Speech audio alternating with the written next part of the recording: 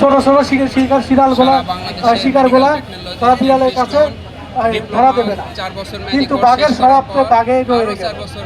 বাঘ যখন তর্জন করে বনের আনাচে কানাচে ভূমিকম্প ধরিয়ে দিল, তখন হিংস্র নেকড়ে ঘোড়া আবার দেখে বসলো।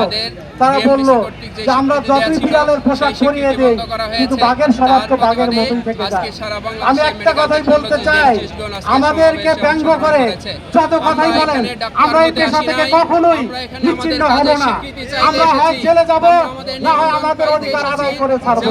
কাজের স্বীকৃতি এবং সীমাবদ্ধতা দেওয়া হবে, আমরা সেই স্বীকৃতি এবং সীমাবদ্ধতা নিয়ে মূল্যায়ন পেতে চাই। এর মধ্য দিয়ে সারা দেশের উপজেলা পর্যায়ে সাধারণ মানুষের যে সেবা চলমান হয়েছিল, সেই সেবা আজ বঞ্চিত হচ্ছে।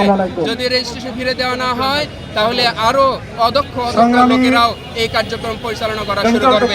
সুতরাং আরো খারাপ কাজ সম্পূর্ণ হওয়ার আগেই তাদেরকে স্বীকৃতি ফিরিয়ে দেওয়া এবং নির্দিষ্ট কার্যক্রম পরিচালনা করার জন্য একটি নীতিমালা করে তাদের মূল্যায়ন করার আহ্বান জানাচ্ছি। আসসালামু আলাইকুম ওয়া রাহমাতুল্লাহ।